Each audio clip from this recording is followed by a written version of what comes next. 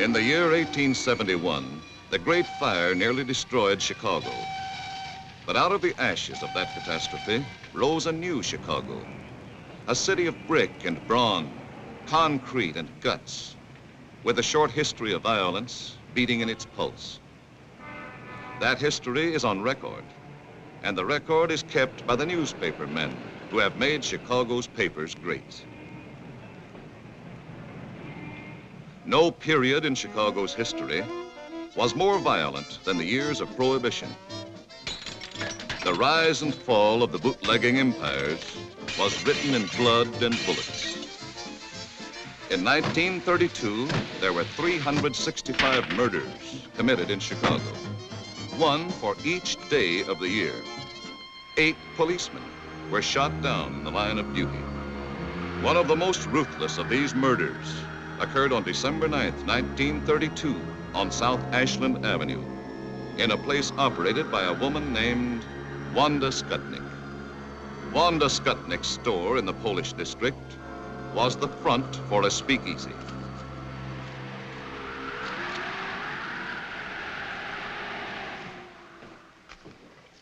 You got change for 20? That's all right. Pay me next time.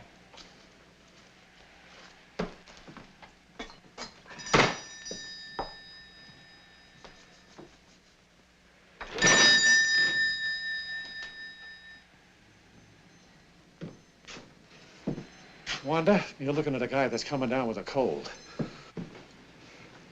Sit down. Oh, thanks. Hi.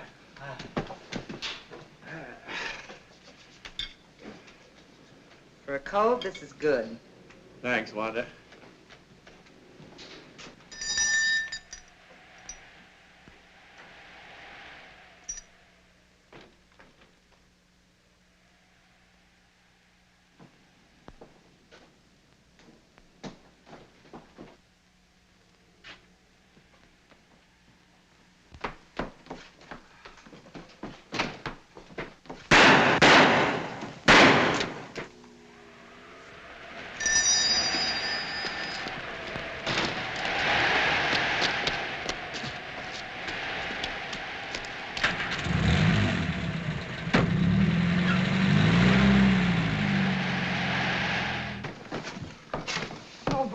Get the police, Wanda. Get the police, quick.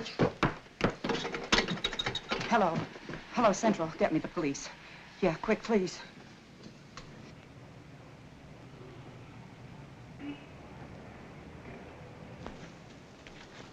This cornered, frightened bootlegger gave information that pointed suspicion towards a man named Tomek Zaleska.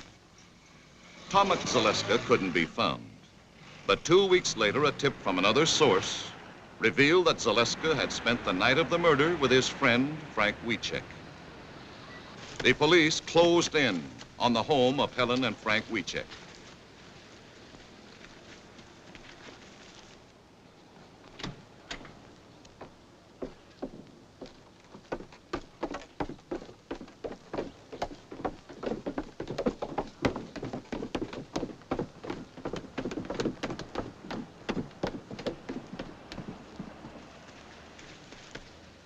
Helen and Frank were taken into custody for questioning.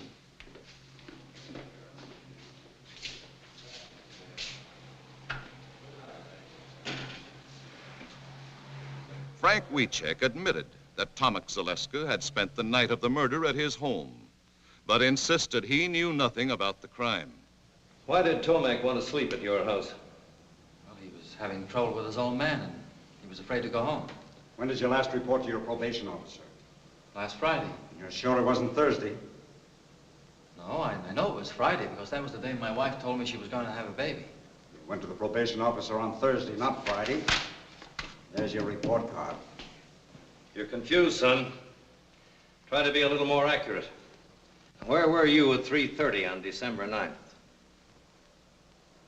I was with my wife.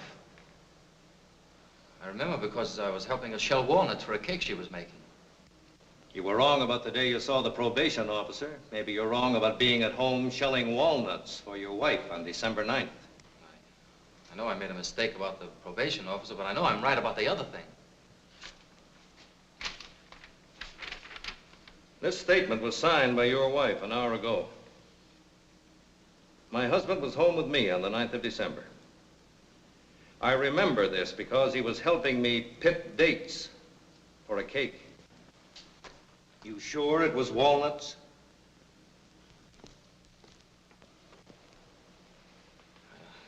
I don't know. I'm sure she must be mistaken.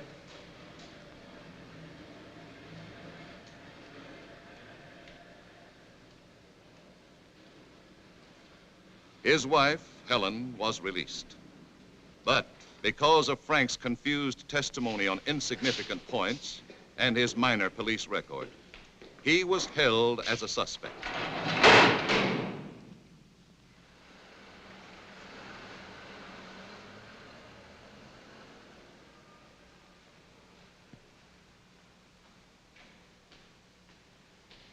Eventually, after hiding out for 6 weeks, Tomek Zaleska, protesting his innocence, surrendered to the police. You knew we were looking for you. You know we'd picked up your good friends Helen and Frank Wiecek. And why did you give yourself up if you were innocent as you claimed? I was scared. Sometimes I used to hang around Wanda's place. When I heard they were picking up everybody she knew, well, I figured nobody would miss me, so I just beat it. I know now I made a mistake. But I came in on my own hook, didn't I?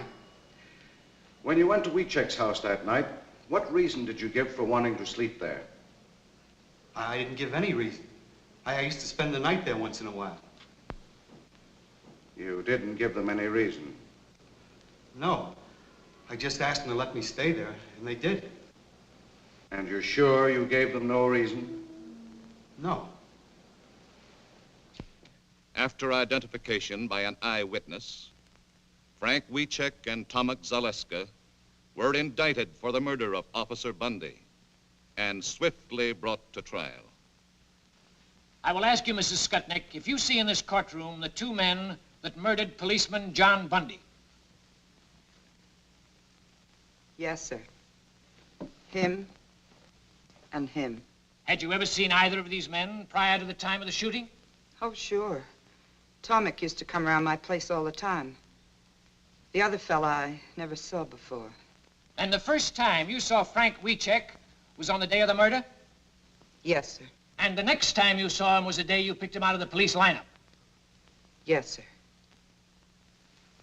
Thank you, Your Honor. The people rest. Both men received a sentence of 99 years to be served in Stateville Penitentiary.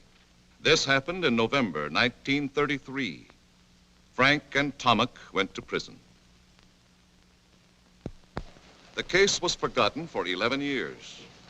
Forgotten until October 10th, 1944, when a small advertisement appeared in the classified section of the Chicago Times.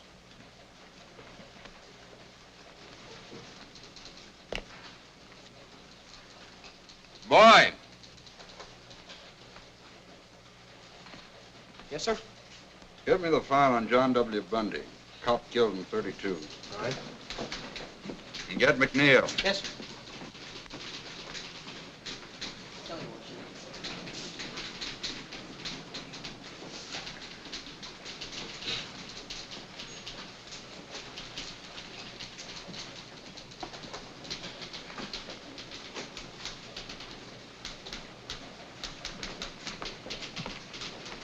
Check this.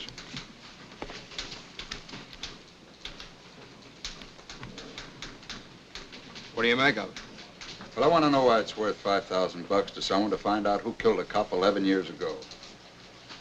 1932 was open season for cops. Over on the north side, they were shooting them in pairs like a brace of ducks. This is all I could find on that cop killed in 1932, that Bundy guy, Mr. Kelly.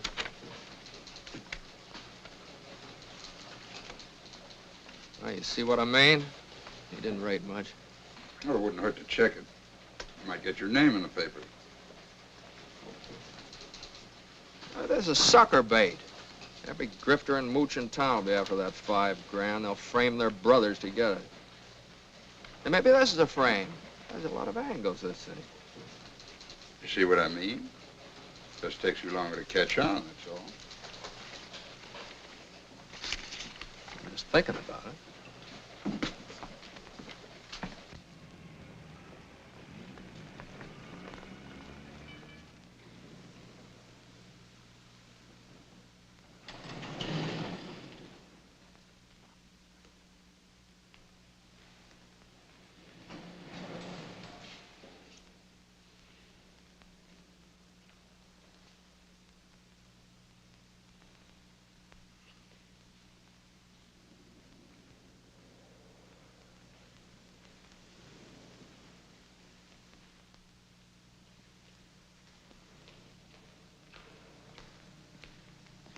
I'm looking for Tilly Weecheck. What you want? I called Northside 777. They said I'd find her here. I'm Tilly.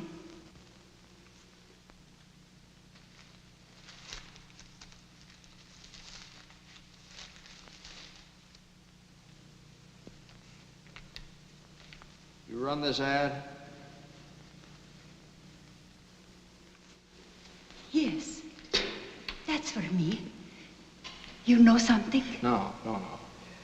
No, I'm a reporter from the Chicago Times. We'd like to know why you're so interested in finding the killers of this cop. Frank Wiecek is my son. I his mother. My son's in prison for killing him. He didn't do it. My friends, they tell me if I offer big money, maybe somebody will tell who killed the policeman. Now, you mean your son's in prison for killing the cop, is that right? Yes, but he don't do it. My Frank's a good boy. He don't do this thing. About this $5,000. Where'd you get it? Is that important? Oh, yeah, it's very important. Where he got it, where you got it, might have a lot to do with the case. He might have it hidden away someplace. Maybe you got it from some mob that's trying to spring him. No. I work. I scrub floors. 11 years. I never miss a day's work. I earned it. Every penny. 11 years? That's a long time. Yes. You just say it. My boy, he lived it. Believe me, mister. You don't know my Frank.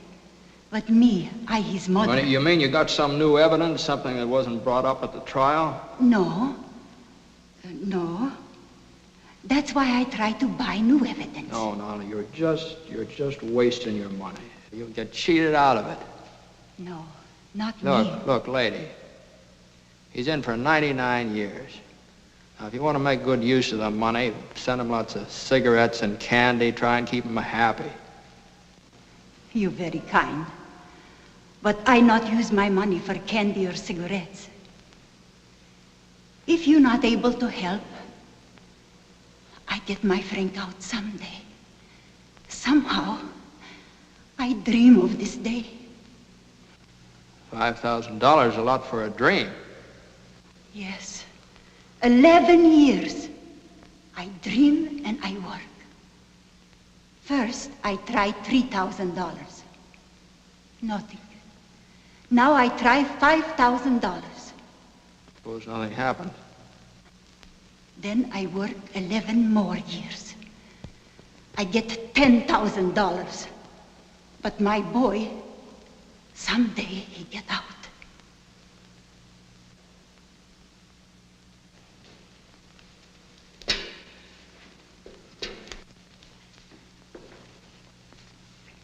I gotta hand it to you, Mrs. Weecheck. You got a lot of courage.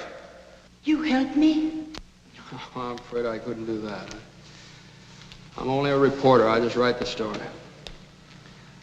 Now, good luck to you.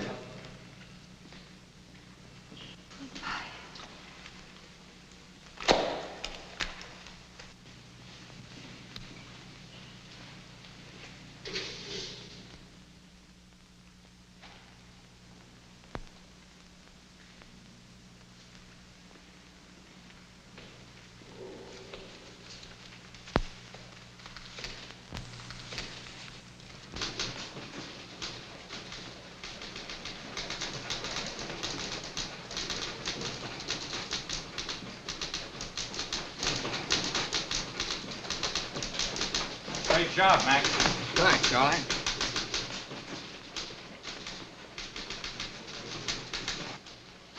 Mac.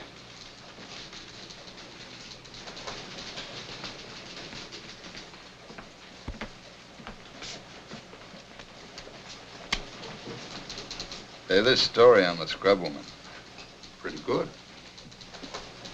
How'd you like to follow it up by going out to Stateville and interviewing her son? Oh, now, wait a minute. I didn't write the story to glorify the son. He's a cop killer. Well, you got any proof he's a cop killer? Well, they didn't give him 99 years for playing hooky. He had a record. He was on probation when he shot the cop. Yeah, I know. I read the record, too. He's public enemy #1. He and a couple of other kids broke into a grocery store. He got $2 and a record. But in this case, an eyewitness identified him as one of the killers. The Supreme Court reviewed the trial. The conviction was upheld. Well, so what? It wouldn't hurt anything to hear what the guy has to say, would it? Well, why, if you go out there... Well, look, Mac, let's put it this way. Maybe I'm interested for personal reasons. Maybe I'm interested because my mother did the same thing. She scrubbed floors on her hands and knees for more than 11 years. Send me through school. Okay, I'll go out to the pen tomorrow and see him. How about expenses? Here's a voucher. Take it to the cashier.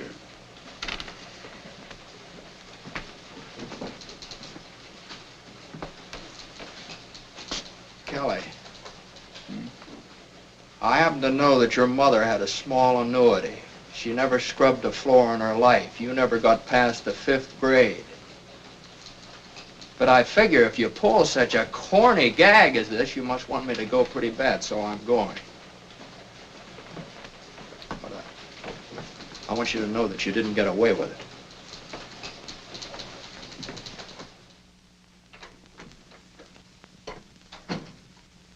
Jim? Yeah. You're early tonight. What happened? I gotta get up at 8:30 in the morning, go out to Stateville and see that scrub woman's boy. Got something to eat for me? Mm-hmm, it's all ready.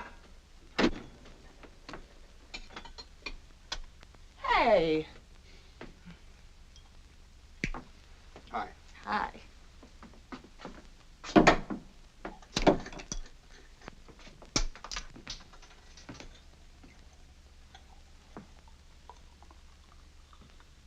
Hey, you got a new one, huh? Isn't it a beauty? 500 pieces. Yeah, I can't see how a smart girl like you can spend so much time on these things. Oh, I noticed you worked on the last one. You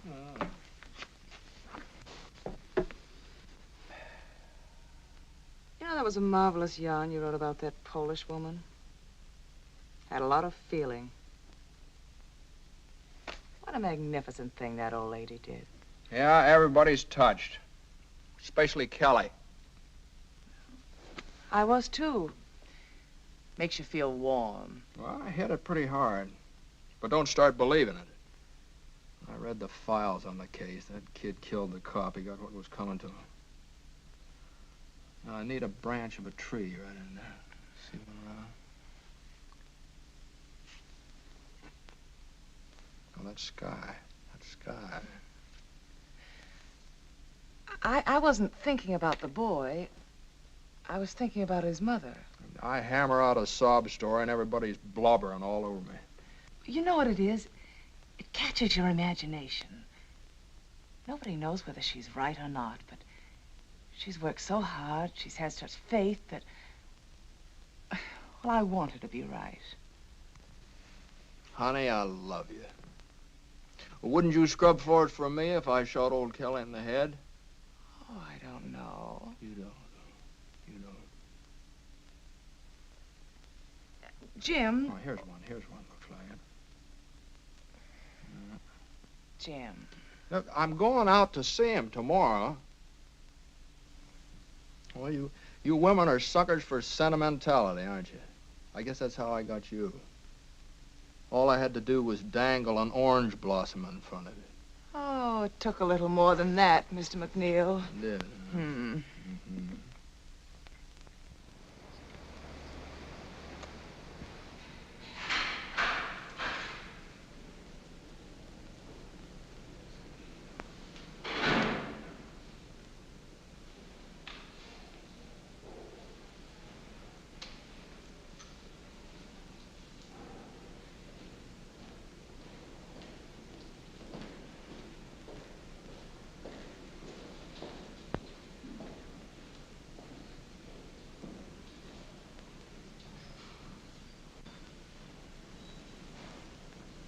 What kind of a guy is he, Warden? I like him. Oh. Frank, this is McNeal of the Chicago Times. He wants to interview you. Now, Now, you don't have to consent to this interview or answer any questions if you don't want to. But I do want to. Sure I want to. Okay. That's fine. He's yours. Sit down, Frank. The Times has taken an interest in your case. I came out to ask you some questions. Yes, sir. I'd like more of your story, your side of it. I need an angle, something to hit the public with, you understand? Yes, sir. Now, you knew about the ad your mother ran in the papers, and the $5,000 reward. Yeah. Did you know she was scrubbing floors to earn that money? Yes, I did. All she lives for is to get me out. I guess that's all I've got to live for, too. Well, that's a very good angle to play up. Your faith in your mother, her faith in you. You know, if you're guilty, you're just letting her slave her life away for nothing. She knows I'm not guilty. Uh-huh. I read the news clips, transcript of the trial. They don't whitewash you, the way I see it. But you only read what convicted me. All the true facts didn't come out. Even Judge Moulton said I was innocent. The judge that gave you 99 years? Well, the jury said we were guilty. He had to. But in his chambers, he said he knew we were innocent. When was that? After he sentenced us. Oh, after? Well, maybe we better duck that. What else? My lawyer was a drunk. He wouldn't even let me take the stand. He was afraid I'd get the chair. Oh, go on. When they question you hour after hour, you're bound to get mixed up on a lot of little things the way I did. That's another good angle. Railroaded, huh? And they took me from one police station to another. Every few hours. Taking me around the horn, they call it. So my lawyer couldn't get me out. And this one, the Skutnik. The first 2 times she saw me, she said I wasn't the man. And all of a sudden, she said I was. Finger woman. All right, we'll play that up, too. I was home with my wife the night the policeman was killed. Does your wife visit you regularly? My wife, yeah. We're divorced. Well, we better duck that angle, too. You duck so many things. You don't believe me, do you? Listen, I talked to your mother. She's a very fine old woman. She believes you. I need proof. I got no proof. Yeah, I know. All right, now, what we'll do with this thing is this. We'll play up this mother angle and the finger woman, and maybe a little police and political corruption, too. I didn't say that. Well, what difference does that make? It's a good angle. Probably true, anyway. You see, you don't want a wishy-washy story. This thing's got to have sock, mass appeal. It's the only way we'll be able to help you. Get sympathy, public support. Now, you leave it to me. Okay, Ward. Thank you. That's all, Frank.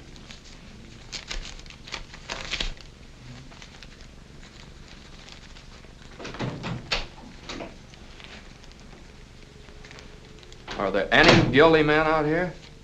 Not if you hear them tell it. Sure make a hard pitch, don't they? 99 years is a long time. Maybe he'd been better off if he got the chair.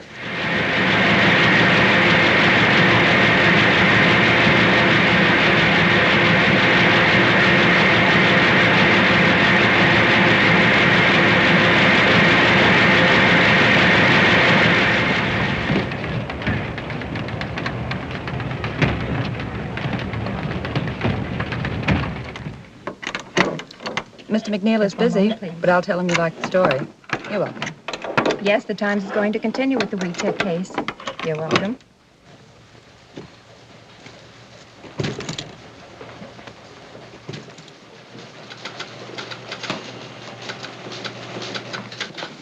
Yeah. Yes. Well, thank you very much for calling. That's right, lady. I guess the Times is going to follow up the case. Yeah. Goodbye. Say, what are you going to use for a follow-up? What follow-up? Well, the thing is snowballing. I want more of it. Well, you want to give me a raise, or do I just get the $5,000 from WeCheck's mother? Look, Mac, my job's to print the news that's fit to print. Did it ever occur to you that we might be selling this dead cop short?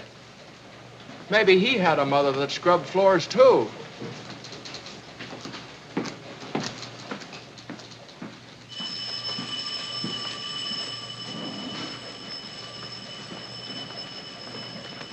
And another thing, you remember what Wiechek said about that judge that promised him a new trial? Well, the judge died 3 weeks after the case was closed. He's been dead for 11 years. Wiechek's a pretty smart cookie, you know. He gives me a lead and knows I can't check up on it. Well, why don't you take a different lead?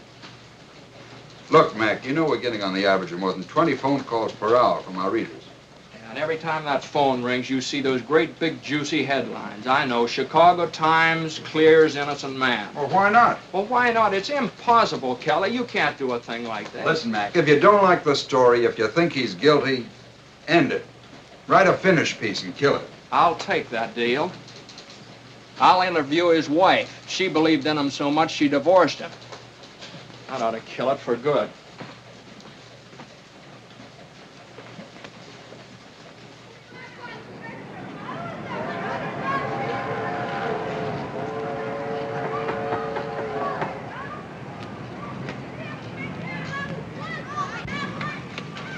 I'm looking for Helen Reiska. Yes? I'm McNeal of the Times. I'm doing a series on the Wiechek case. Oh, yes, I read them. Please come in. This way, please. Oh, excuse me. Just a minute. I got your address from your former mother-in-law, Tilly Wiechek. I haven't seen her since the divorce. I guess she doesn't feel very kindly towards me. Will you sit down, please? Do you think there's a chance that Frank will get free? Do you want him to? Sure, I want him to. Would you be waiting for him? No. No, I wouldn't. I'm married again. Oh. But I'd be glad for Frank, because he's a fine man. And because he's innocent. He was at home with me when the policeman was killed. Yeah, I know. You were baking a cake. You loved him. Then, I mean. I did. Very much. But the lonely nights were too much for you. You couldn't go on that way. No. Is that it? No, that's what Tilly might think. I loved him. I would have stuck to him. But Frank wanted me to get the divorce. Did he pick out your new husband for you, too? It's the truth. Did you contribute to the reward money, or did Tilly earn all that by herself? Oh, I couldn't help. I haven't anything. My husband, Mr. Reiska, takes care of me and my boy. Frank's boy. I can't ask more than that. He is a good man. And he loves me, and he loves the boy. We're lucky. Yeah, you seem to have got out of it all right. Mr. McNeal, I told you the truth about the divorce. Frank wanted it. Well, it's going to be very hard to make people believe it. Frank's wife says he's innocent and shows her faith by divorcing him, you know. But that's just the way it was. I went up to see him that day, wanting to make him keep up hope, wanting to cheer him up. He looked depressed, the way you do when you're terribly worried.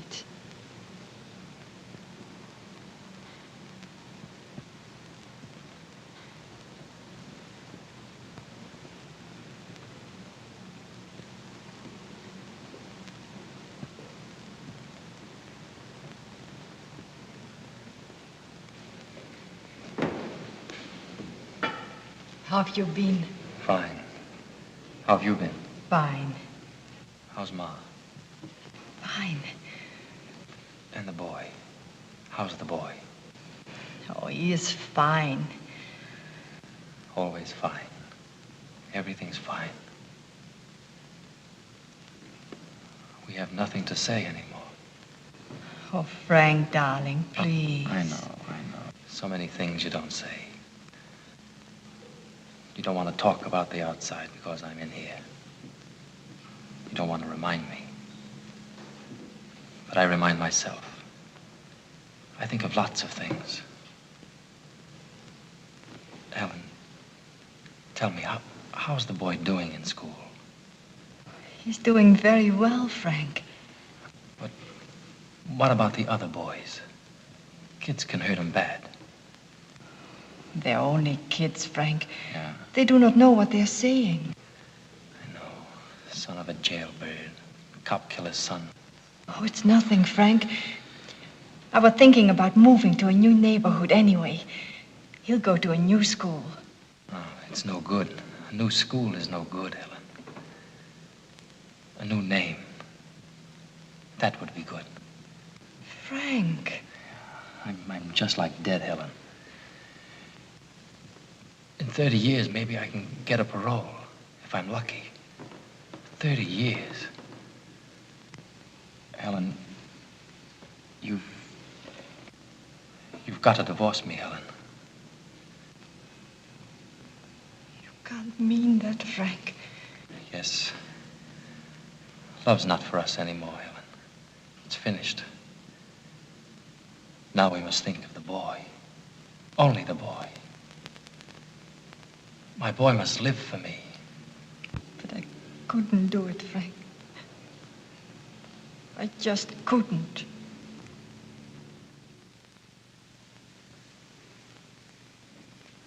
And for over a year, I wouldn't do it, Mr. McNeal. But Frank kept begging me and begging me. Then I met Mr. Reiska. He loved me, and he was fond of little Frank. He understood everything about us. Well, what about the boy? Does he know? Yes, he knows. But now everyone calls his father Uncle Frank. We've made a point of that. Look, Mom, Brandon! No! You lost the other one. This is Mr. McNeal of the newspaper. And that's my husband, Mr. Reiska. Reiska? And that's my boy, Frank. How are you? Say, I'd like to get a couple of shots of you and the boy, if it's all right. That's all right. Come on, son. Come over Sit- here, sit right Frank. there. There you are, Mom. Hey.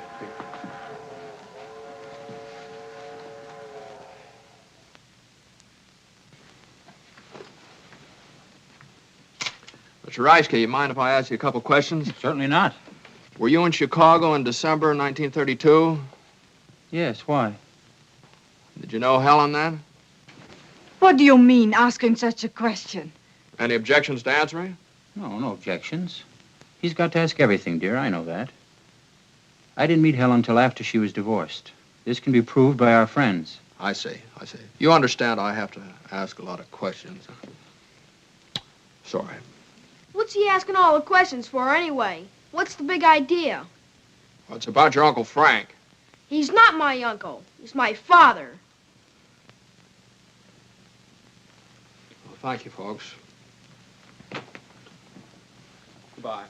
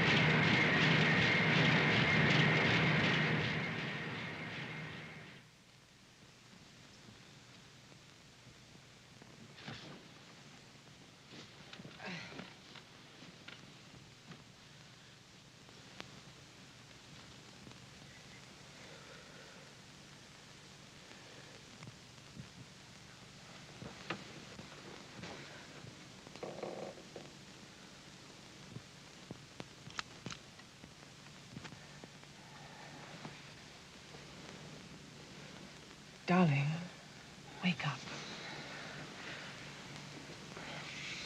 What's the matter?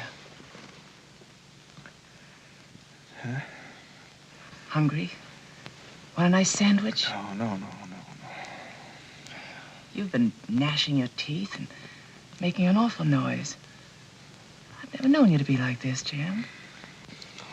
I don't know. Maybe it's something I ate. I ate the same things. Well, maybe it's something I wrote down.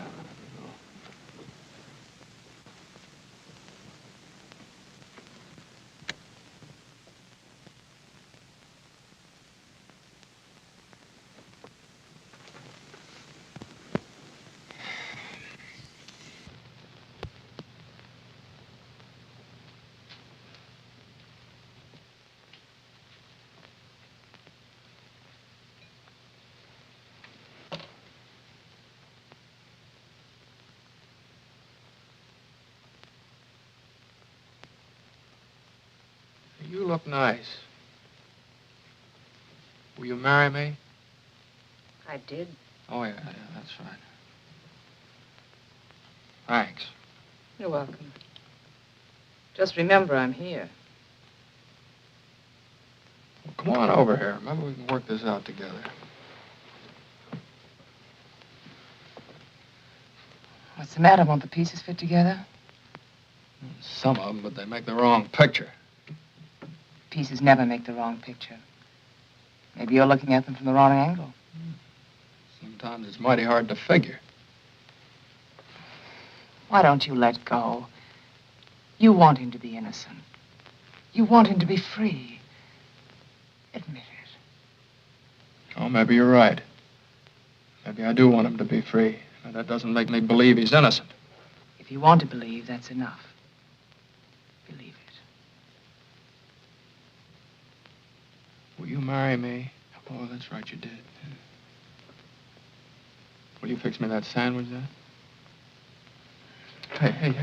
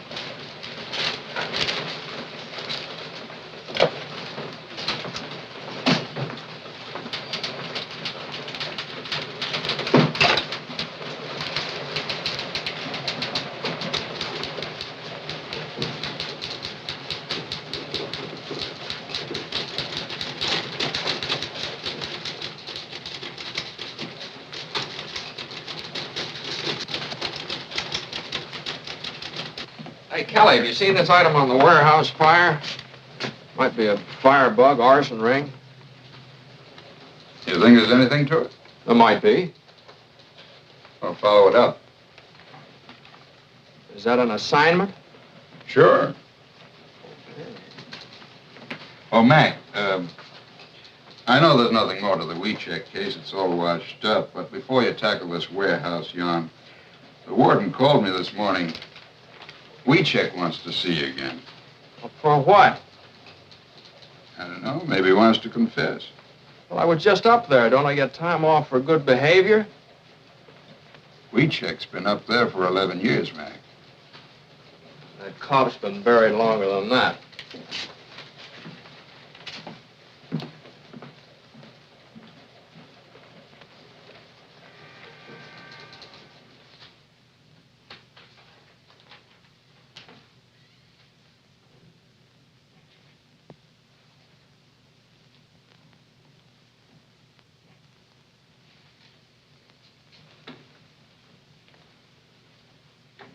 Hello, WeCheck.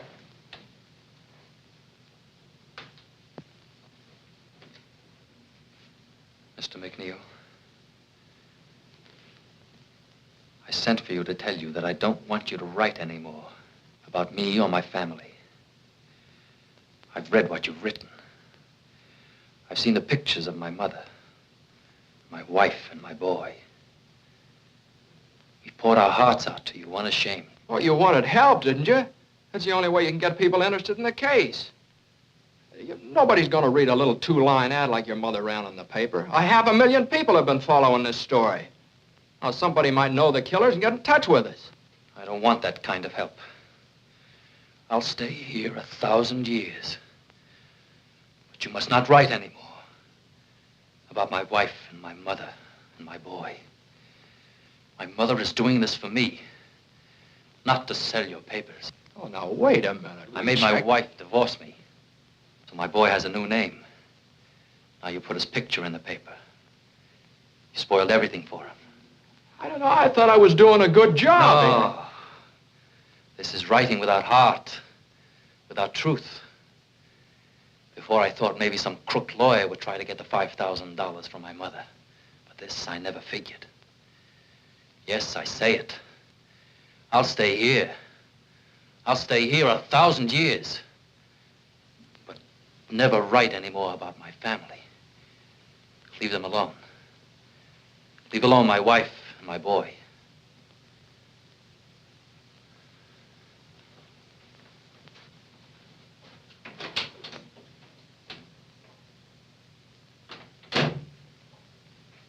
What do you make of that?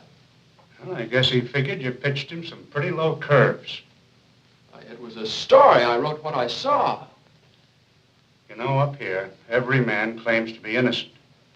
But the prisoners are the harshest judges of themselves. And they believe we have only two men who don't belong here. Tomek Zaleska and Frank Wiecek. All right, Warden. Say, I wonder if you'd let me try something else. I'd like to talk to Tomek Zaleska. Okay.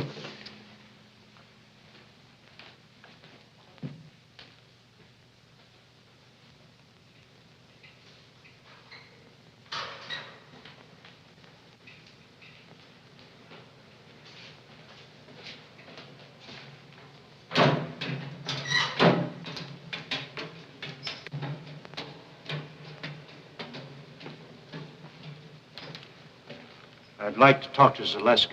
Yes, sir.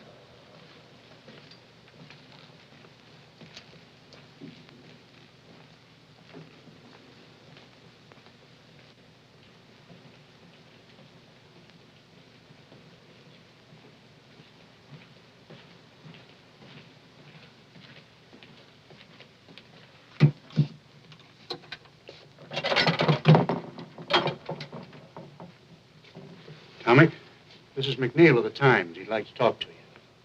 Yes, sir. Warden, would it be stretching the rules too much if I talked to him alone? No. No, go right ahead. Thank you.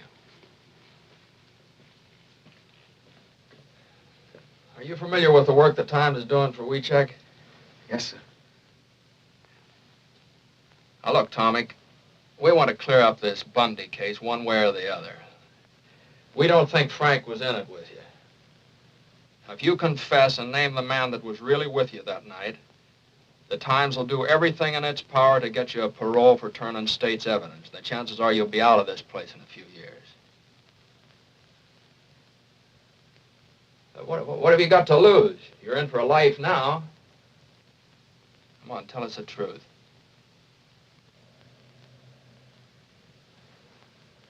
Sure. I could say I did it. Then maybe have a chance of getting out like you say. But if I confessed, who would I name as my partner? Joe Dokes? I couldn't make it stick for 1 minute.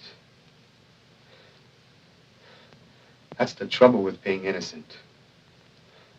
You don't know what really happened.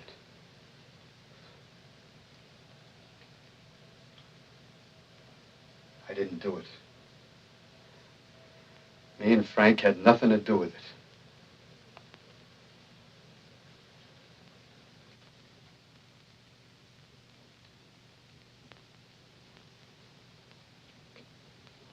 Okay, Tomek.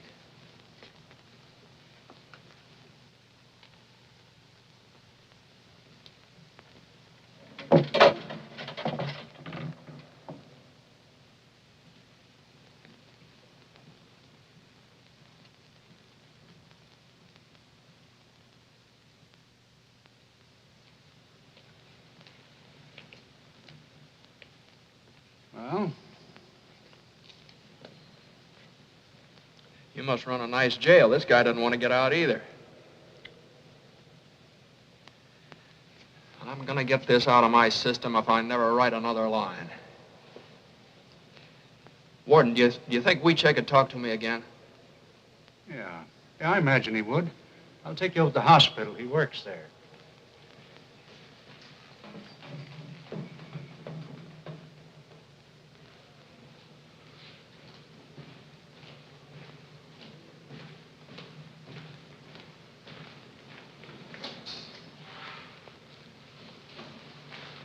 Frank, Mr. McNeal would like to talk to you again, if it's all right with you.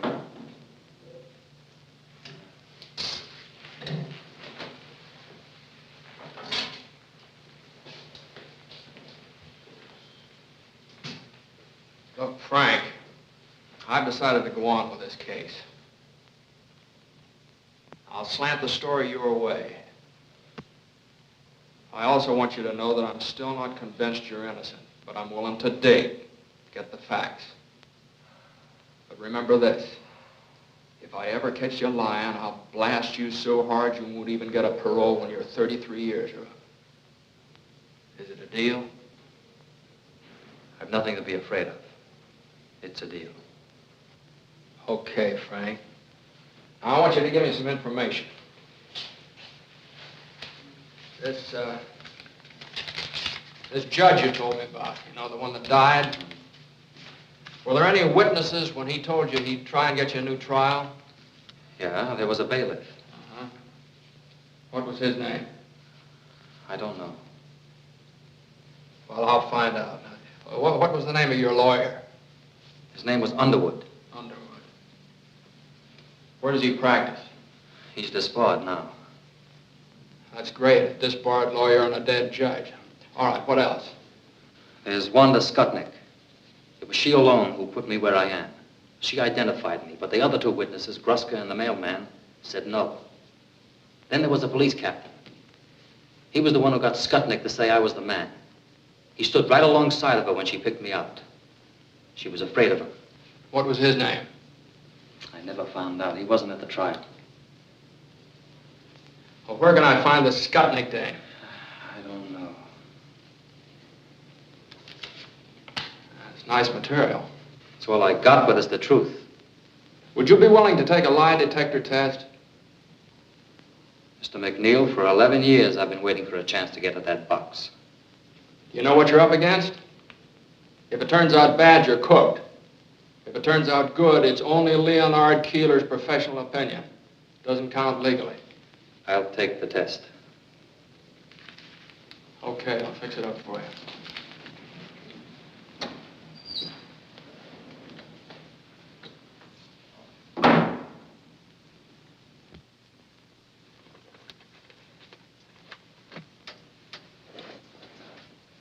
Listen, kid, take it from me. Keep away from Keeler and that lie detector.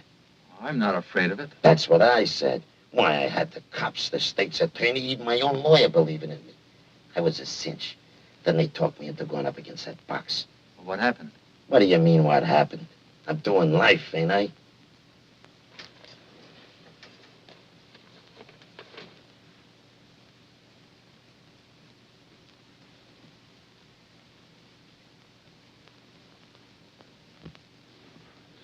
Well, the only thing the machine is for is to record the emotional reactions of an individual. We place a blood pressure cuff about the upper arm of the subject, and then through the impulses to the timbre system, record the variations in blood pressure and pulse on this stylus. Then the pneumograph is fastened about the subject's chest, and we record the changes in the respiration. And the electrodes fasten on the palm and the back of the hand to record the changes in electrical conductivity of the skin. It's a very sensitive criteria for emotional reaction, emotionality. Oh. Mr. Keeler's all ready for you, Frank. Sit down, Frank. Just take it easy and relax. I'll do the best I can, Mr. Keeler.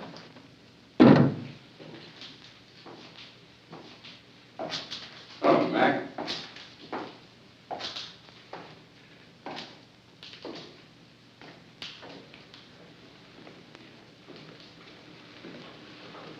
What are you doing here? I was driving out to Decatur to see my brother and thought I'd stop by. I'd never seen a lie test before. Decatur's out the other way. Yeah, well, I took the detour, the long way around. Yeah.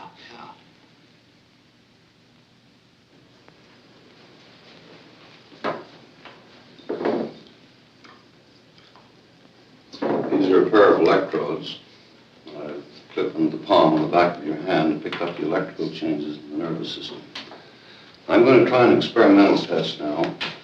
I want you to take one of these cards, look at it, remember the card that you chose, and then place it back in the group.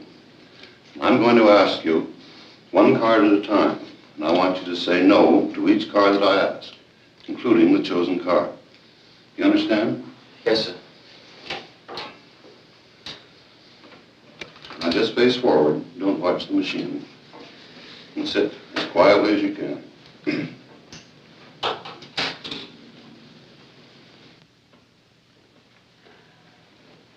Hey, what's he doing that for? Oh, he's forcing him to lie so it'll show on the graph. Gives good basis for judging Wiechek's reactions. Did you choose the 7 of clubs? No. Did you take the 3 of spades? No.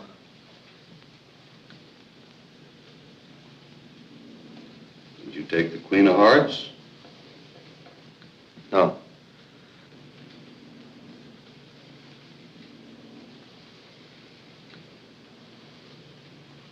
Did you take the Ace of Hearts?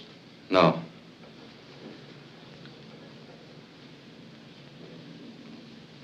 Did you take the 5 of Diamonds? No.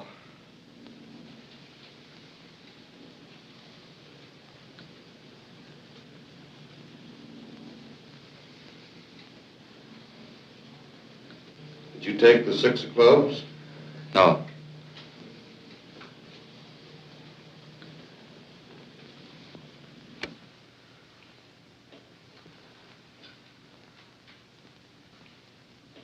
You took the 5 of Diamonds, Frank.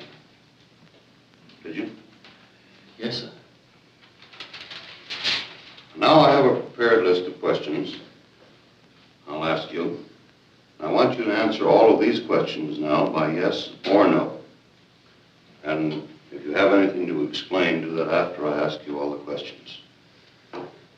Just turn around and face forward. Sit as quiet as you can all the way through the test.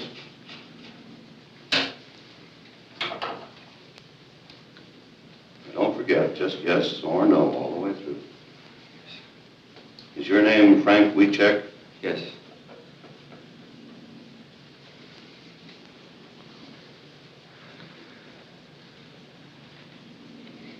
Did you have breakfast this morning? Yes.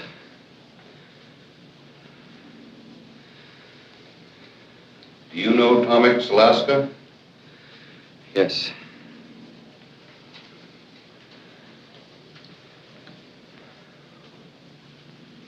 You are 6 feet tall, aren't you?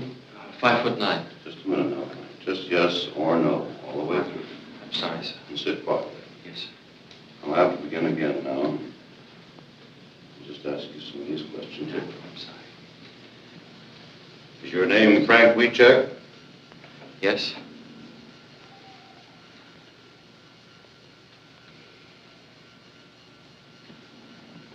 Were you in Wanda Skutnik's store on December 9th? No.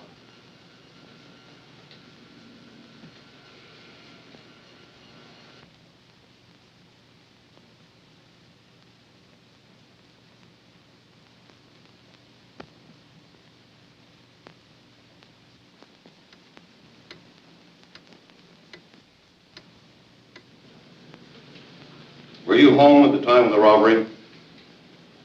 Yes.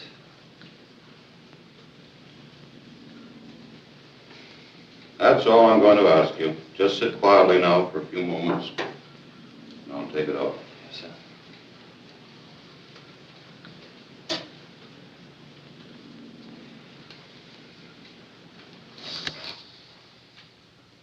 Well, we're all through, Frank.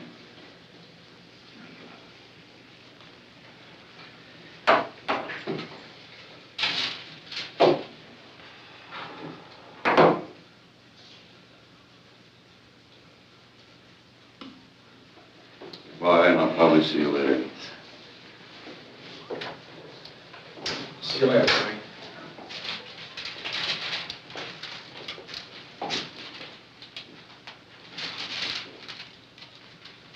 What's the verdict? Well, there's the record.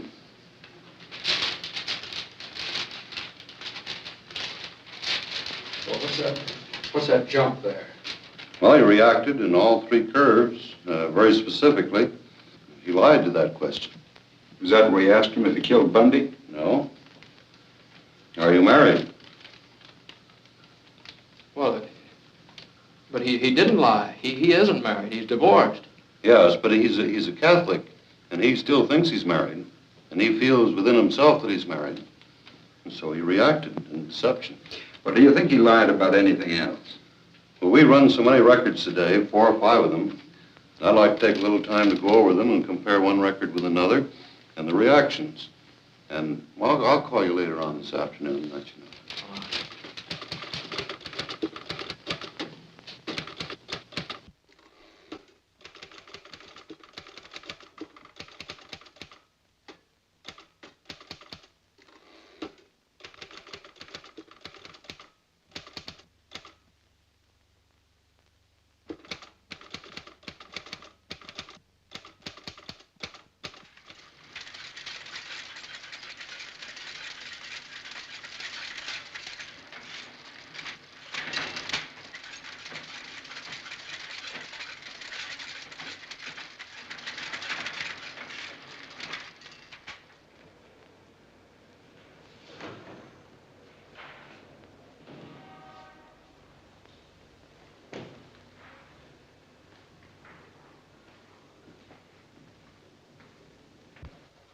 Hi, McNeal. What can I do for you? Say, Larson, I'd like to check on the date of arrest of a fellow by the name of Frank Wiechek.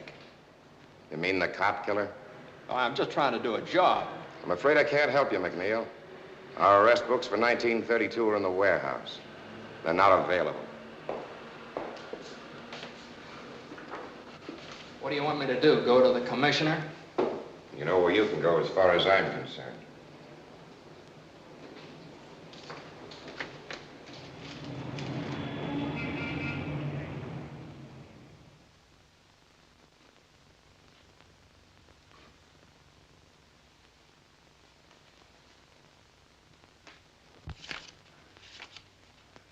Here it is. Booked for murder December 23rd.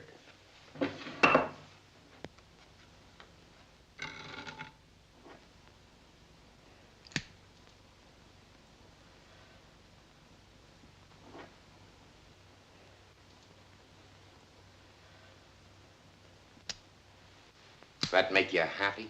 One of the things I was looking for. He was booked on the 23rd. Now, if I can just find out whether he was arrested before then. What difference would that make? Well, if he was arrested before the 23rd, it'd prove that this Skutnik dame could have seen him a couple of times before she identified him. Captain Norris of the New City Precinct handled the Skutnik identification. He never operated that way. Captain Norris, huh? Say, let me see the arrest books for December 1932, will you? I can't help you on that. Look, all I'm trying to do is to find out whether this fellow Wiechek is a cop killer or not. You know, back during Prohibition, the police department got pretty tough when a cop got killed. Now you're talking like the guy in the street. Always thinks we're running around with rubber hoses beating up innocent people. Look, you seem to think the cops framed Wiechek. You're the one that's doing the framing. You're framing the best police department in the country. Bundy was a good cop and a good man. Why don't you write about his wife and son? And about the other 357 cops killed in the last 20 years? Oh, back in 1932, they did a lot of... Maybe they did, but they weren't always wrong. How do you know? Were you in the division at the time? No. All I can say is it's awful hard for a man like me to be fair to a cop killer. And supposing he isn't a cop killer? Maybe I ought to help you, but I just can't. You've helped me plenty, don't worry. Captain Norris, huh? Had charge of the Skutnik identification, huh? Well, it looks like he's sort of mixed up in this himself. Maybe I better go over and talk to him. You better take a shovel with you. You'll have to dig him up. He died in 38.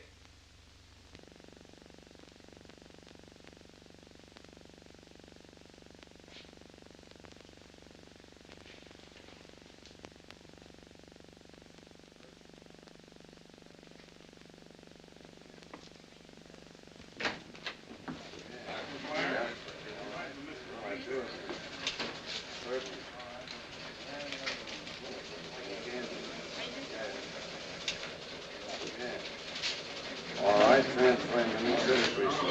Yeah. Hi, Mac. Off your beat, ain't you? Yeah, sort of. I need some help. Lay off of me, Mac. The word's gone out to keep away from you. I've done you a lot of favors, Matt. Now, is there any place I can find some records of people that come in here and look at the police show-ups? Material witnesses. Somebody might have been subpoenaed to come in here and identify Weechek. If we kept that kind of stuff, the books would fill Soldiers Field. Well, now, would there be any photographs? Anything We like don't that? take no pictures in station houses. Press boys might get a shot of the witnesses on the steps, but never inside. Now, look, Mac. If I'm seen talking to you, I'm going to be back walking my old beat. Now, why not be a good guy? And don't be here when I get back. Okay, may I use your phone? Yeah, use that line. Don't touch those.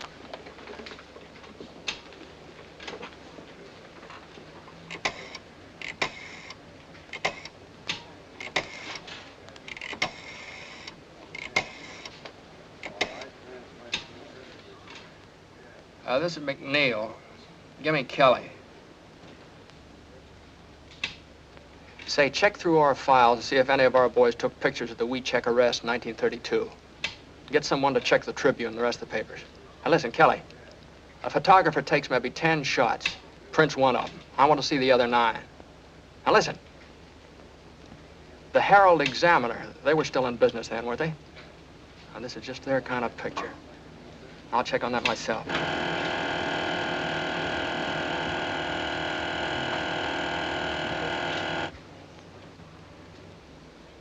Hey, I just thought of something. See you later.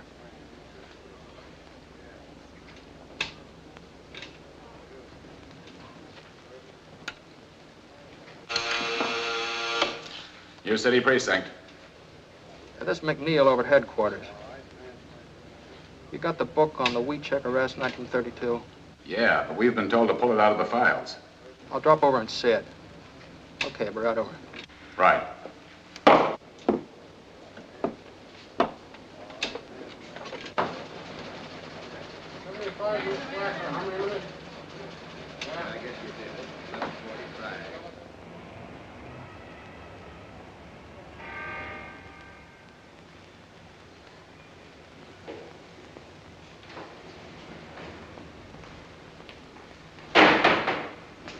Yeah, I'm McNeal. I just phoned you from headquarters.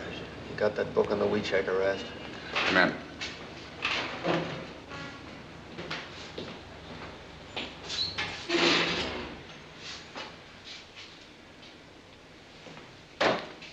Thanks.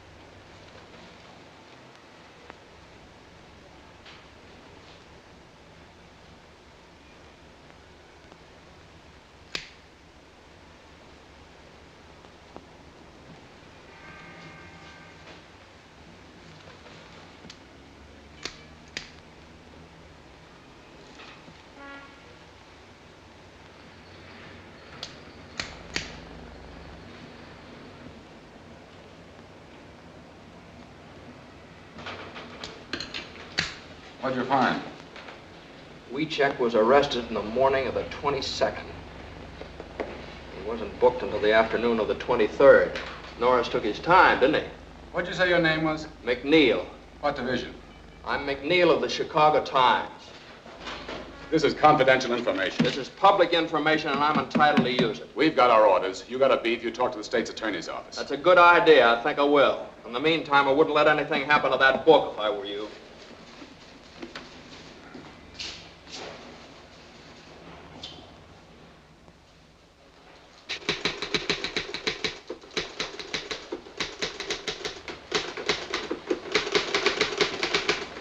Mac! Hey, Mac!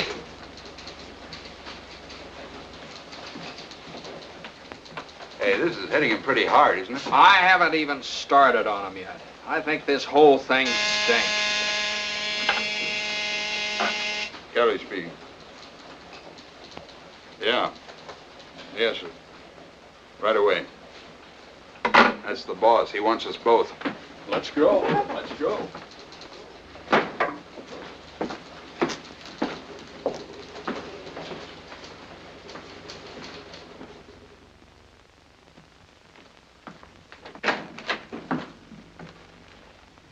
Go right in, Mr. Kelly. Mr. Palmer's waiting.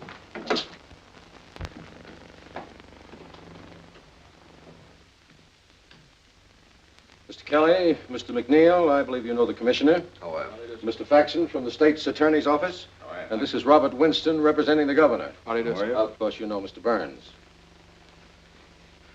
Mr. Kelly, these gentlemen object to our handling of the WeCheck story. Mr. Kelly, we feel that the Times, through you and Mr. McNeal, is slinging mud on one of the finest police departments in the United States. And specifically, we object to your efforts to arouse sympathy for a man who killed a police officer. We'd just like to point out, gentlemen, that Frank Wiechek was convicted by a jury. His case was reviewed by the Supreme Court, and the conviction was upheld. All these legal authorities believed in Frank Wiechek's guilt. Well, a long time ago, a lot of people believed the world was flat. At this late date, do you wish to impugn the integrity of the jury and the court? If they were wrong, yes. Back in 1932, a steady stream of convictions made good publicity. Remember? Frank Wiechek was found guilty, and he belongs where he is. Were you in the state's attorney's office in 1932? Why, yes, I was, but I didn't have anything to do with the Wiechek case. I have no axe to grind, Mr. McNeal. But I believe you're unnecessarily discrediting this regime. Furthermore, your stories may be holding out false hope of a pardon to both Frank Wiechek and his mother. I'm not so sure it's false. We are. Look, up until now, what we've printed was based on interview and investigation. We've invented nothing, and we don't intend to. Well, a great deal of emotion and color can be lent to simple facts. The governor feels this entire matter is undermining law and order. But Wiechek is innocent. It'd be criminal for us to stop now. Well, you must remember, Mr. McNeal, that another political party was in power at that time. We're not to blame, but the public tires us with your brush. You can't destroy the confidence we built up in this regime just to sell newspapers. It may have started like that, but it isn't that way anymore. Now, look, gentlemen, believe me, this man is not guilty. I don't know if he's guilty or not, but we don't want this police force persecuted anymore. Well, what's the difference? Oh, now, just a minute, gentlemen. The governor wants this thing cleared up. We're not asking you to forget the man if he's innocent, but we don't want this dragged on and on just to promote circulation. Now, we have a proposition to offer you to settle this thing once and for all. I can suggest to the governor that he set up a hearing of the pardon board. If Wiechek is exonerated, he'll get a pardon. But if you can't clear him, you're to drop this matter once and for all. Is that a deal? What do you say, Mac? It's a deal if Mr. Palmer says so.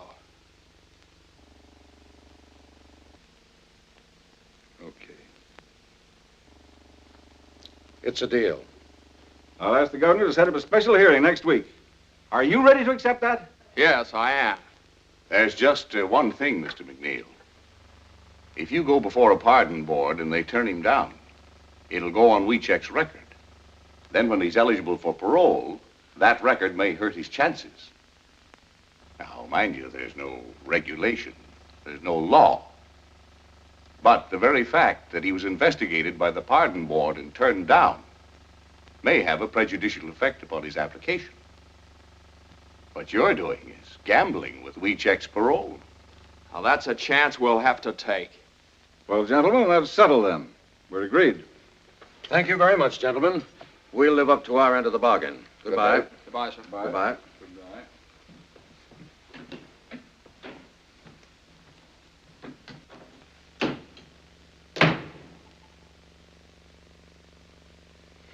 Well, you two seem to be satisfied, but Mr. Burns doesn't seem to be.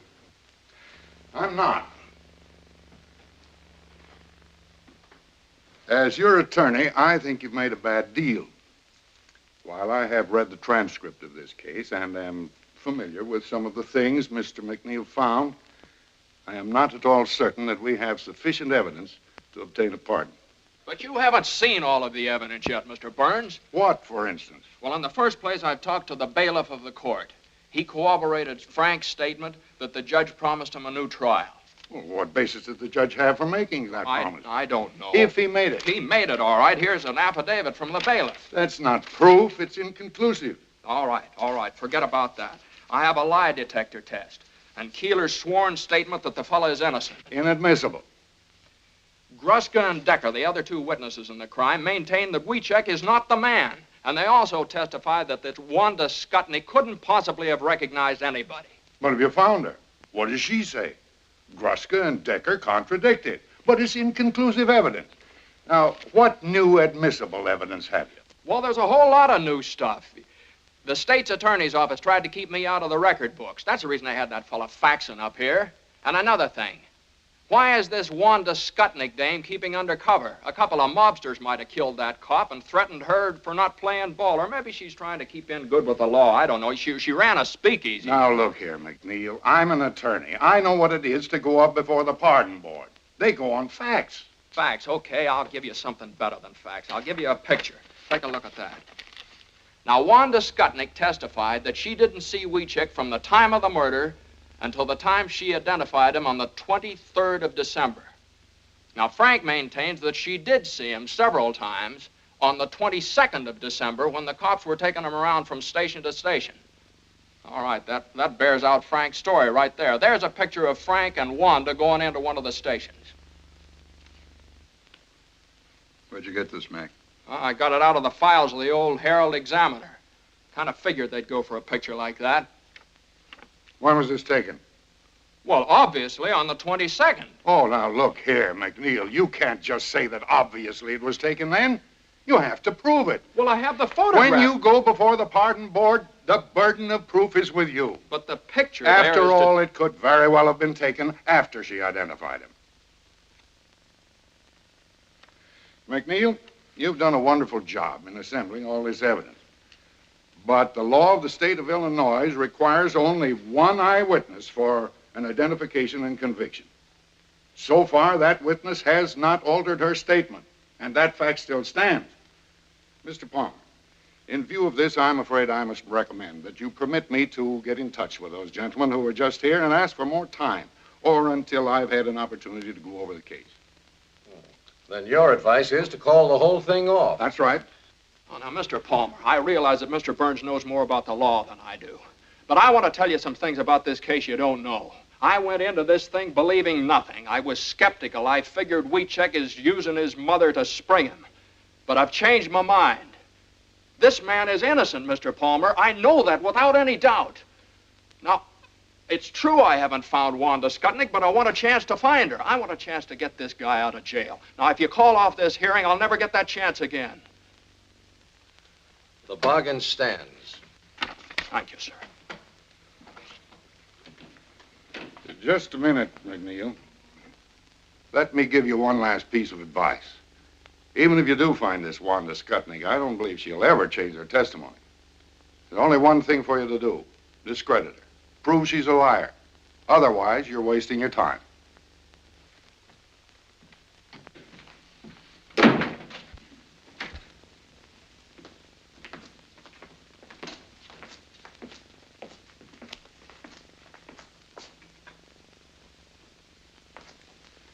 Yeah, that's great. Great speech, Mac. Now you've really got to find Wanda Skutnik. Now, listen, Kelly. I haven't been wasting my time. I know a lot about Wanda Skutnik. Now, she used to run a speakeasy. All right, she's probably still in the liquor business. She's Polish, and she used to run around with a guy that works in the stockyards. So don't let your enthusiasm get you into trouble. Back of the stockyard's a tough neighborhood. Oh, wait a minute. No, don't scare me, Kelly. Can you speak Polish? No, I can't speak Polish. But if I have to learn to speak Polish to find her, I'm starting right now.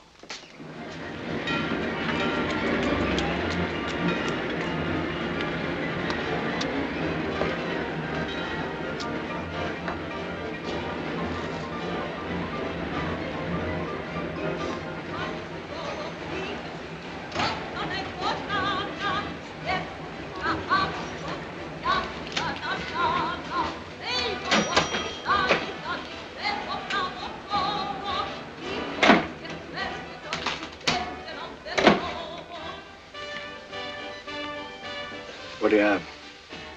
Say, did you ever see that woman before? Her name's Wanda Skutnik. You a copper? No. Her uncle died, left her a little money. I hear she's remarried. Having a hard time finding her. Money, huh? I don't know. I'll see if the boys in the back room know about it. To je. Czy któryś słyszał, że kobieta się nazywa Wanda Skutnik? Nie. Ja jej Była nie pewna widział. żenata? Ja wcale nie. I ma nowe nazwisko. Nie. Daj mi drugą kartę. Przepraszam.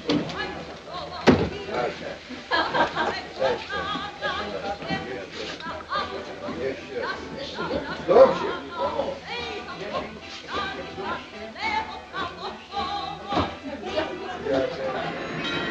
McNeal divided the district back of the yards into blocks and sections, and for days and nights systematically combed every beer parlor and saloon.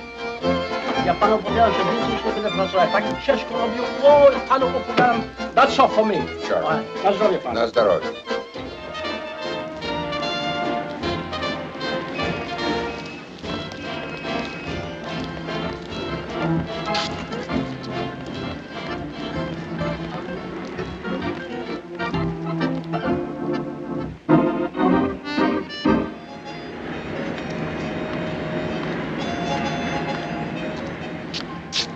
Ja mam 21.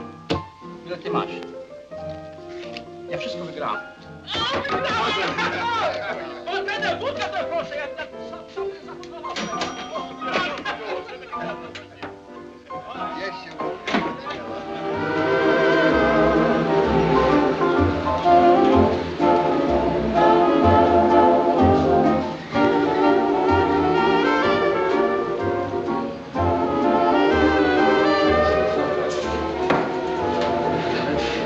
Give me a bourbon.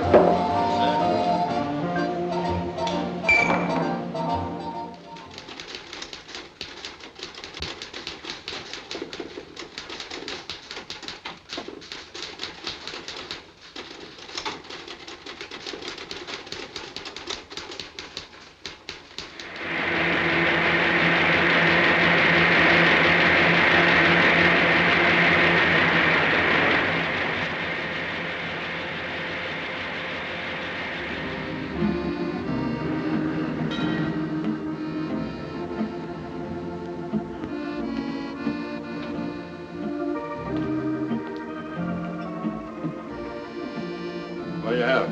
Just a rye.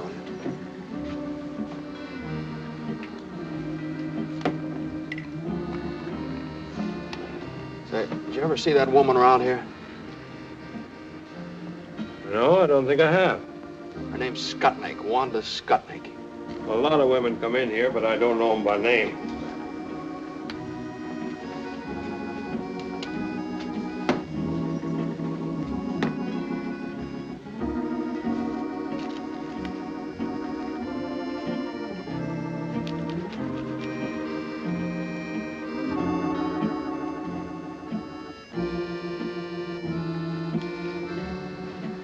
Your name McNeal? Yeah, why?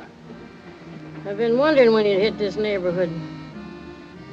I've been reading your stories in the paper. About Wanda Skutnik? Yeah. You know her? Used to. Used to be good friends. You know where I could find her now? I might. Where? What's in it for me? What do you want? I owe him $1.75. Okay. Where is she? I ought to have one to talk on. Yeah. Hey, couple of drinks here, huh? What happens to Wanda if you find her? Oh, not a thing. I'm just going to ask her some questions. There ain't no warrant out after her, No, nothing no. like that. No, nothing like that. Leave the bottle here, too, will you?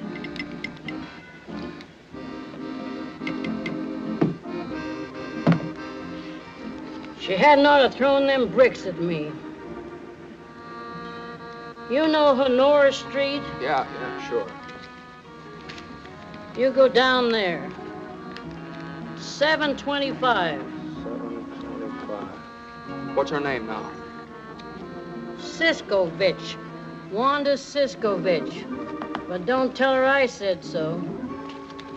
She's got a bad temper.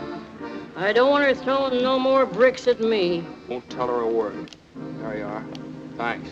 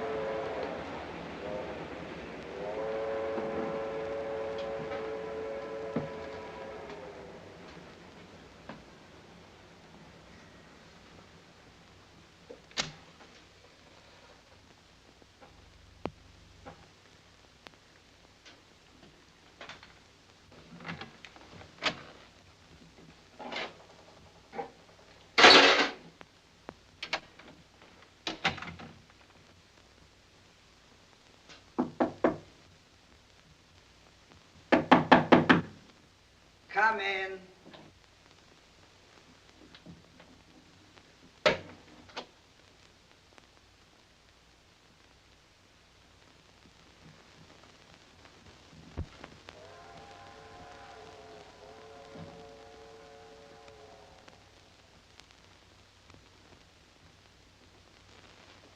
Who are you? I'm from the Times. Get out of here! So you're Wanda Skutnik.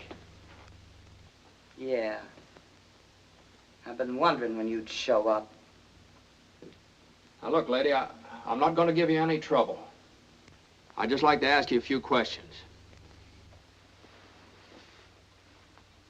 You want to cry in my beer?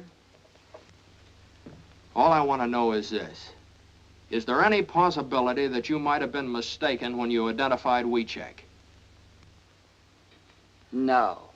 Well, if you're so positive, we can prove it. Will you take a lie test? A lie test? You think I'm crazy? Look, will you give me a sworn statement? I did my swearing in court. How many times did you see Frank before you identified him? Never. You didn't see him before the police show up? No, only when he killed the cop. Look, I said all I got to say. That's all there is, see? What do you mean that's all there is? There's a lot more than that. This kid's been up in the pen for 11 years. Now, look, I've got to go before the pardon board day after tomorrow. Now, Frank's got a good chance to get off if you help him. I got no reason to help Wiecek, and I got no reason to help you neither. You're the one that wrote them lies about me. I've been thinking of suing you for libel. That's the reason I wrote them. I called you a liar and a bootlegger and a finger woman. I insulted you every way I could think of, and I'm going to keep on doing it, see? Go ahead and sue us for libel. I'd just like to get you up on a witness stand under oath. Yeah, and you still wouldn't get nothing out of me.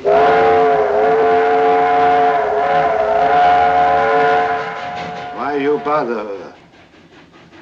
Put that down. You want to go to jail? Now you get out of here.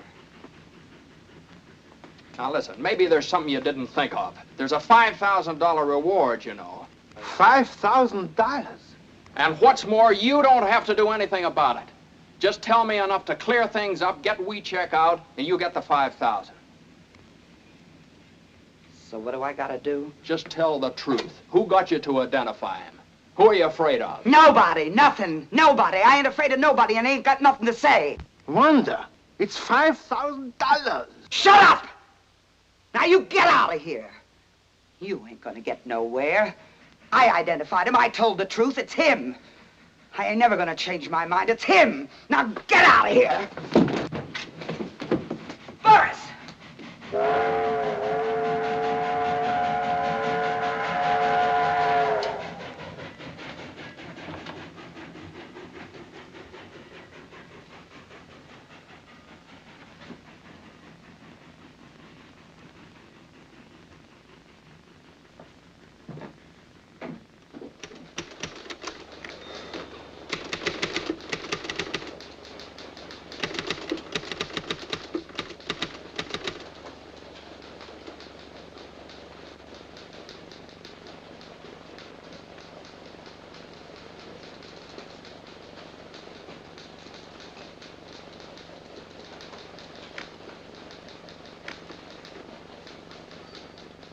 Well, Mr. Burns has given us a clear picture of the situation. If Wanda Skutnik can defy the pardon board, if the board has no authority to subpoena her, the power to make her talk, then we're helpless.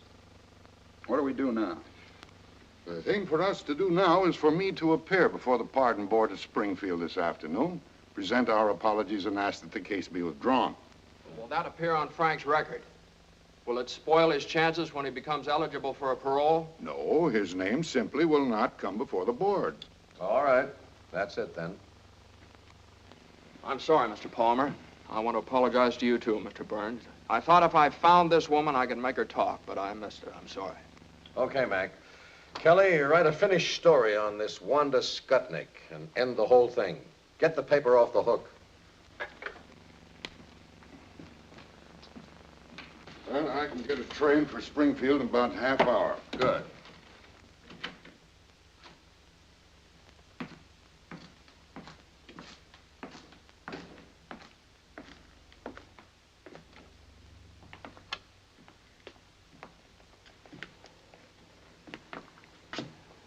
Big day for the Weechecks. Write a finished story. Get the paper off the hook. How do you end it? Well, first you better go out and see Weechek's mother. I couldn't do that.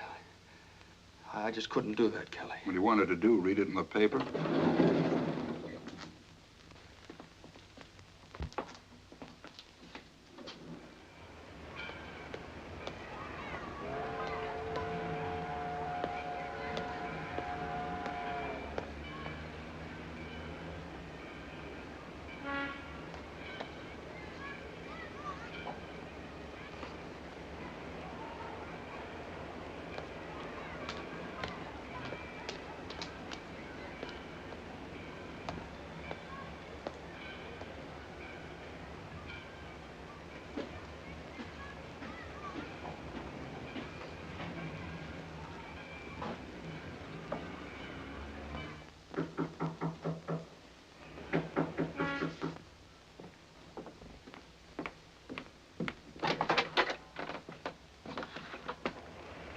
Mr. McNeal, come in. Thank you.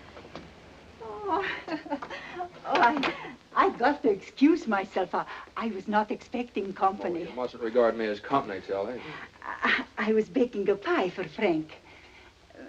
Please sit down. I'll get you some coffee.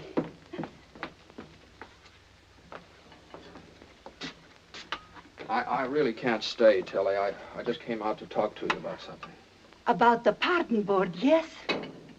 Oh, I pray for this day. I want to tell you about it. Yeah. Come over and sit down. And now it has come. It is here. Tilly, I must tell you this. Yeah. We're going to call off the hearings. We don't have a chance in the world of getting Frank his pardon. No chance. No. But you work so hard. You do everything. Everything I could. You got lawyers. It tell Pardon Board. We have the best. But don't you see, Tilly, if we go before the Pardon Board now, it'll just be hurting Frank's chances for a parole later on. We can't get a thing out of Wanda Skutnik, and without her, we have nothing. I saw her at the trial. She will never tell. Like a rock. She will never tell. But she knows. Yes, she's afraid. She will not talk, never. And without her, we have no evidence. Evidence? They got no evidence when they sent my Frank to prison for 99 years. I got no evidence when I scrub floors every night. Go without supper. Walk to work so I save a nickel for Frank.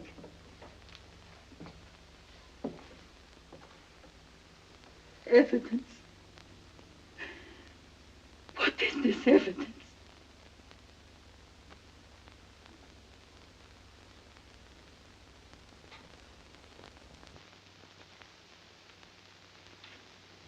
I can't tell you how sorry I am, Tilly. You try to help. You're a good man. But if this thing happened, then we fight some more. We fight more and more. Yes? No, Tilly. We're calling off the hearing. The Times is dropping the case. No. But if you go, I got no friend left. I'm sorry.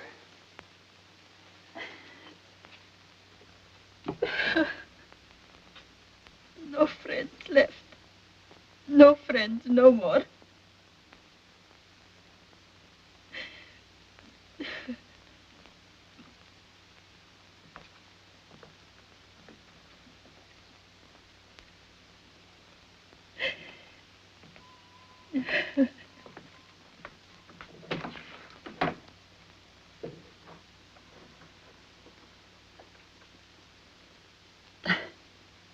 Big fool me. Sure, I got a friend.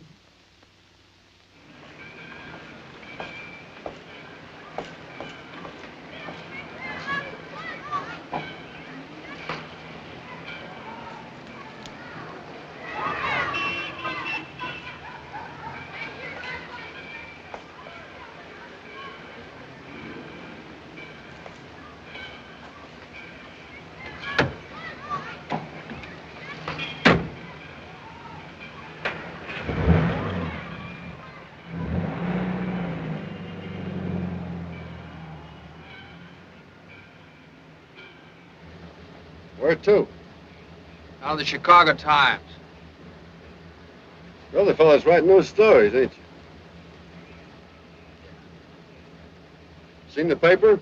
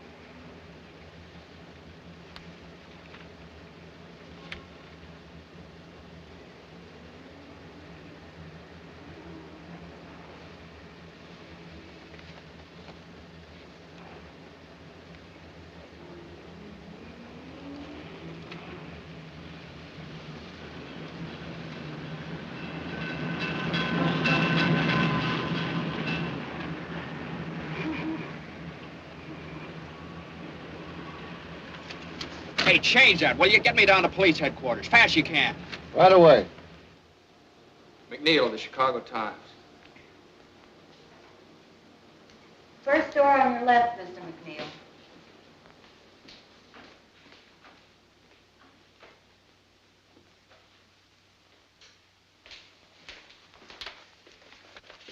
Say, did you make the enlargement of the photograph of this forged check here? Yes, why? I got a picture here. I just wondered, could you blow that section of the picture up right there? Sure. Would all the details come out on it? Well, that depends. You got the negative? No, that's all I got right there. Well, then I'd have to make a dupe. How long would that take? Oh, a couple of hours. What do you think? Could you get started on it right away? Yes. But you're McNeal at the Times, aren't you? Been working on that wheat check case. That's right, I'm McNeal. At first, I thought this guy was guilty. But now I don't know. You take a look at it. Hey, could I use your phone? Sure, right over there.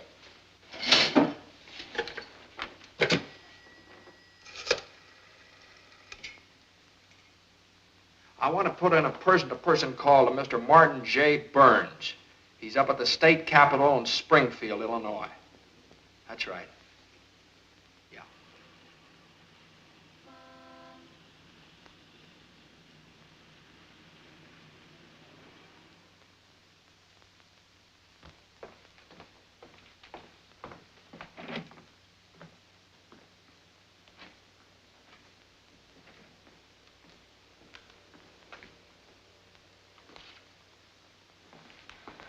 Sorry, gentlemen. The pardon board is in special session. The case of Frank Wieczek. Gentlemen, I feel somewhat at a loss because I came here to ask that the petition of Frank Wieczek be withdrawn. However, about an hour ago, I received a telephone call from James McNeal of the Chicago Times, who informs me that he has uncovered the evidence we've been seeking. It is conclusive evidence that supports the petition of Frank Wieczek. You may present the evidence, Mr. Burns. Unfortunately, gentlemen, my telephone conversation with Mr. McNeal was necessarily brief. He's flying down to Springfield. He should be here at any moment. What evidence does he have? I'm afraid I don't know. Mr. Chair. Mr. Faxon. I object. The state's attorney's office has the right to demand orthodox conduct of this hearing. If you have conclusive evidence, present it. Otherwise, we ask that the petition be denied here and now.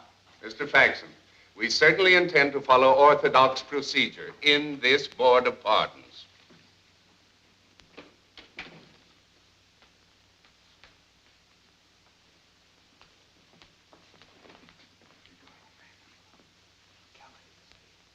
Kelly's sending it over the AP wire. Have you got anything at all? Don't have a thing. We just have to stall them. Let me talk to them. All right. Mr. Chairman, gentlemen, I'd like to ask your permission to have Mr. McNeal of the Chicago Times address the board. Granted. Thank you, sir.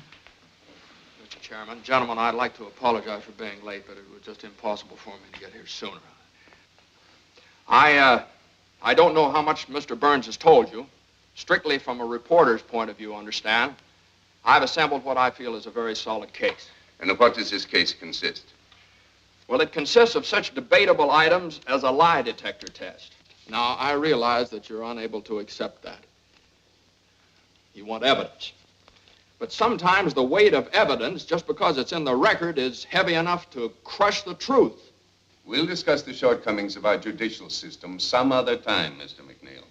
Yes, sir, I'm sorry. I realize that at the present time you want facts. We have a notarized affidavit from the bailiff of Judge Moulton's court that the judge felt that Wieczek did not receive a fair trial.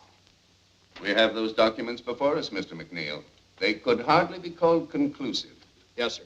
But as you probably know from those documents, Gruska and Decker contradicted Wanda Skutnik's testimony, and those affidavits bear them out. The board is aware of that, too, Mr. McNeal. But Wanda Skutnik has not altered her testimony, has she? Wanda Skutnik lied from beginning to end. She lied about everything. You know, it's a very funny thing about the Statue of Justice up there. She has a sword in her hand. It's a double-edged sword. Cuts both ways. It keeps cutting the ground out from under everything in favor of Frank Wieczek, But the other side of it, that isn't so sharp. It doesn't cut the ground out from under Wanda Skutnik, and she's the only one responsible for Wiechek's conviction. Now, I have a police record here that proves that Wiechek was arrested on the 22nd of December. I have another one here that proves he wasn't booked until the 23rd of December, 1 day later. Okay. Wanda Skutnik testified that she didn't see him from the time of the murder until the time she identified him in the police lineup. Here's a photograph of Frank Wiechek and Wanda Skutnik together going into a police station. Now take a look at that, gentlemen. That's new, and that's the basis of my conclusive evidence. The two photostats of the police records merely indicate that some time elapsed between Wiechek's arrest and the time he was booked. As a reporter, you know very well that this is a common occurrence at police stations. Yes, sir, but what about that photograph? It must be perfectly obvious to you, Mr. McNeal, that we have no way of knowing when this picture was taken. Was it on the 22nd or the 23rd? Or was it during or after the trial? Yes, sir, I know. Now, gentlemen, that's what delayed me. Now, if I do prove that that photograph was taken on the 22nd of December, 1 day before Wanda Skutnik identified Frank Wiechek in the police lineup, how about that? What then?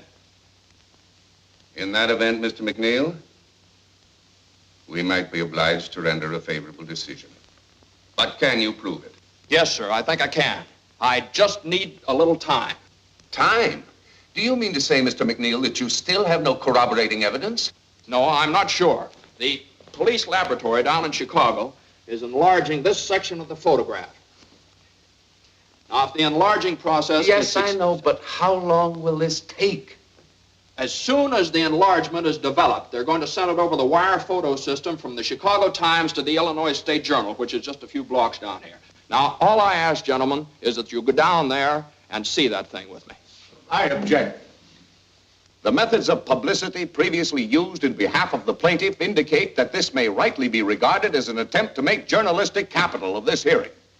Now, I am authorized by the state's attorney's office to state categorically that in the opinion of our office, the facts set forth in Wiechek's behalf do not indicate that he was a victim of a miscarriage of justice. We're here to protect the interests of the people of this state, not to sell newspapers. Mr. Chairman. Gentlemen, the governor ordered this hearing for the purpose of arriving at the truth. If you fail to consider every item of evidence, no matter how improperly presented, you have defeated the very purpose of this hearing. What is your decision, Mr. Chairman? Gentlemen, we'll go. Are you clear to Springfield? Yes, sir, the wire's open. Well, hold it open. I'll have the picture in a minute. Which one's McNeal? Yeah, right here. There are a couple of prints that came in a while ago from Kelly of the Chicago Times.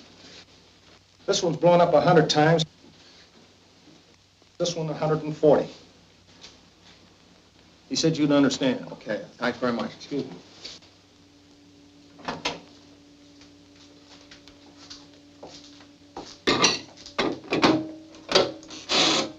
Ask them if they're ready. Springfield, are you ready for this picture? We're ready. Okay, here's the final lineup. Okay. All ready, Mr. McNeal.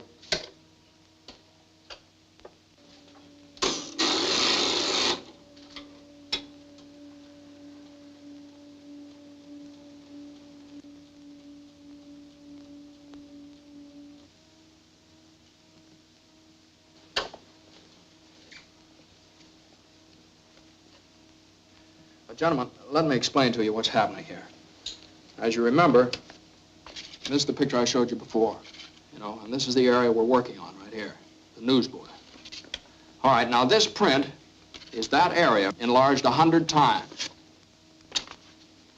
And this print is that same area enlarged 140 times. Now, the picture coming in now is this area right in here, blown up as big as possible.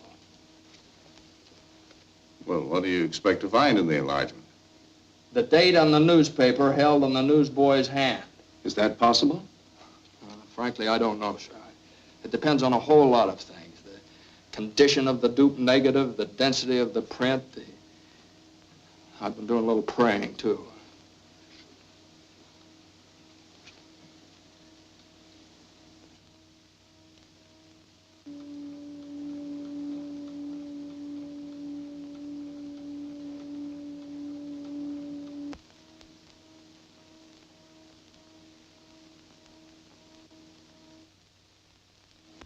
That's it, Mr. McNeal. Excuse me, please. How long will this take? Oh, it's a positive print. Shouldn't take long. You can come along with me if you want. This way, Colonel.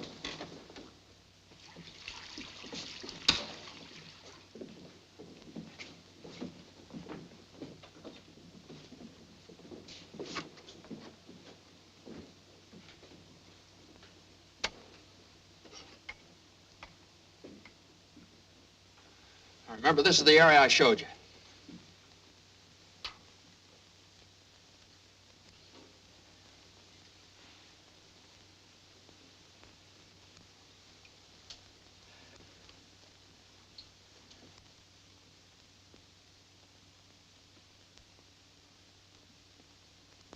There, it's beginning to come through. Now, what's the date? What's the date?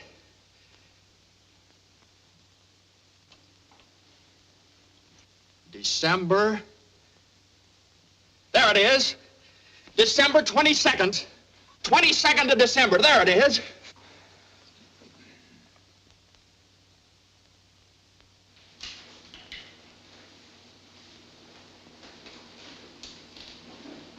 Goodbye, boy. Good luck, Frank. Thank you.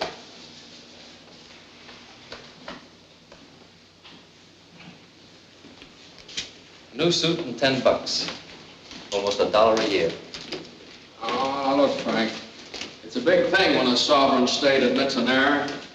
Remember this. There aren't many governments in the world that would do it.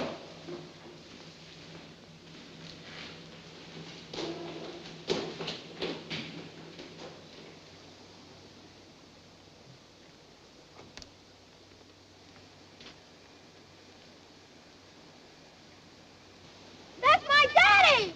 Daddy!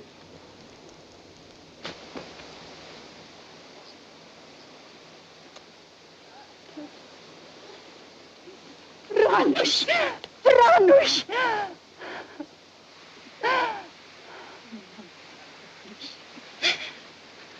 Helen. Frank. Frank, this is... Yeah, I know. I want to thank you for everything you've done for Helen and the boy. And I want you to know you can have the boy with you whenever you want him, and for as long as you like. Thanks. It's a good world outside. Yes, it's a good world outside. And Frank Wiecek is free. Free because of a mother's faith, the courage of a newspaper, and one reporter's refusal to accept defeat.